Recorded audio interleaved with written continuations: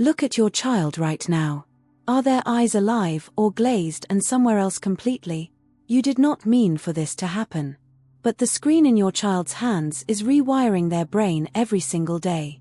Japan saw this coming, refused to let it happen, and raised children who are present, curious, and completely alive. Here is exactly what they did and what you can do starting tonight. Look at those untouched toys. The crayons never opened. The books never touched. Your child walked past all of them straight to the screen. At dinner they eat without ever looking up. One-word answers. Eyes never leaving the tablet. At the playground, 10 children laughing 10 feet away, your child sits alone reaching for their device. This happened 1 hour at a time. 1 day at a time. Quietly. Japan watched this happen to the rest of the world and made a completely different choice. Japan never made screens the default. Japanese children wake up to conversation, not cartoons. They walk to school with friends, not headphones. After school means snack and stories, not tablets. Real objects. Real textures. Real people. Real experiences. Not because Japan is old-fashioned. Because Japan understood what neuroscience is only now confirming: the developing brain grows through real-world friction and discovery. Screens remove all of that. Japan simply refused to let them. The first Japanese solution is Satoyama, unstructured nature play. No adults. No screens. No agenda. Just children and nature and complete freedom. When a child finds a frog, they discovered it themselves. When they climb a rock, they solved it with their own body. No screen can replicate that. Nature builds exactly what screens destroy: attention, confidence, and real problem-solving. Japan has done this every single day for generations. It costs nothing. And it works. The second solution is Kamishibai, Japanese picture card storytelling. A parent tells a story using illustrated cards. No screen. No special effects. Just a human voice and a child's imagination working together. Screens provide everything, leaving the child's brain nothing to do. Kamishibai provides just enough, and the child's imagination builds the rest.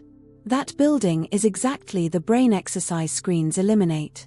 Japan has used this for centuries. Tonight you can start. All you need is a story and your voice. The third solution is origami and traditional crafts. When a child folds origami, they use spatial reasoning, fine motor skills, memory, and problem-solving all at once.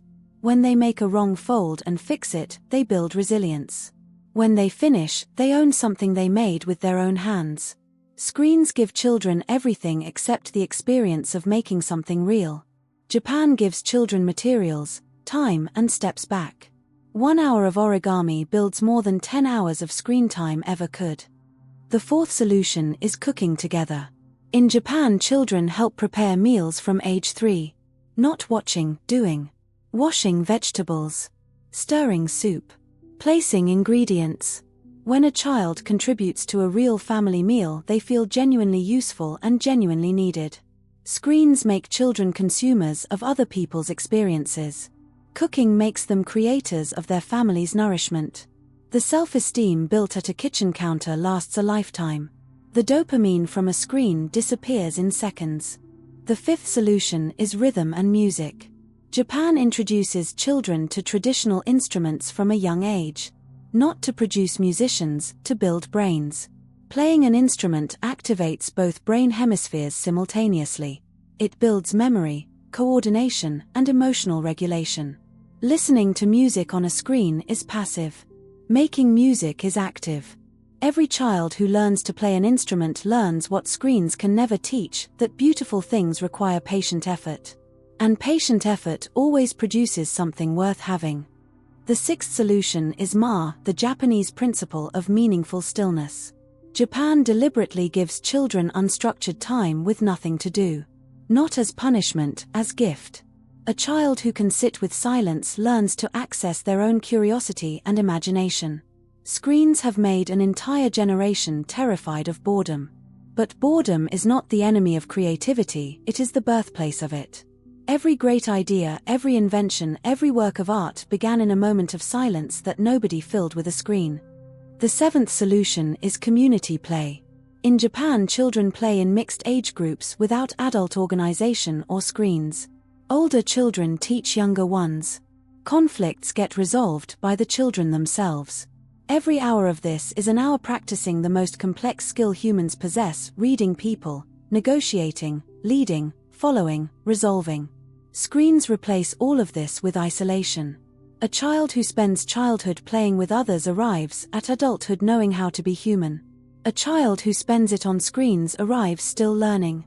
Japan does not just replace screens, Japan creates clear boundaries around them. Outdoor time before screen time every day.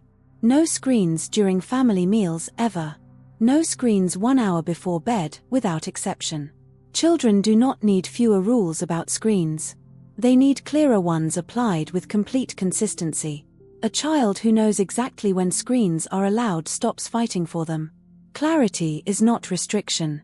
Clarity is the kindest thing a parent can give. Here is your 30-day reset. Week 1, replace 1 daily screen hour with 1 Japanese alternative. Nature. Kamishibai. Origami. Cooking. Music. Stillness. Community. Week 2, add another hour. Week 3, 3 hours. Your child will resist at first. That resistance is the addiction talking. Push through week 1. By week 3 you will not recognize the child in front of you. Because what replaces the screen is so much more real. Your child does not need a perfect parent. They do not need an expensive program or a complicated system. They need you to put down your own screen and pick up their world instead. The toys on the floor waiting to be built. The story waiting to be told. The walk waiting to be taken. The meal waiting to be made together. Japan did not raise the world's most present, curious, resilient children through technology. They raised them through time. Real time. Given freely. Every single day. Think about what your child will remember about their childhood. Not the screen content they consumed. Not the videos they watched. They will remember the walk you took together on a Tuesday afternoon for no reason. The origami crane you helped them fold until it was perfect. The story you told them in the dark when they could not sleep. The meal you made together when you had nowhere to be. These are the memories that become the foundation of who they are. Japan has always known this. Now you know it too. Tonight is not too late to begin. Put down the screen. Walk toward your child. Everything Japan taught starts with that one step. Subscribe to KODORO for weekly Japanese wisdom that actually changes your family. Share this with every parent who needs to hear it. We will see you in the next one.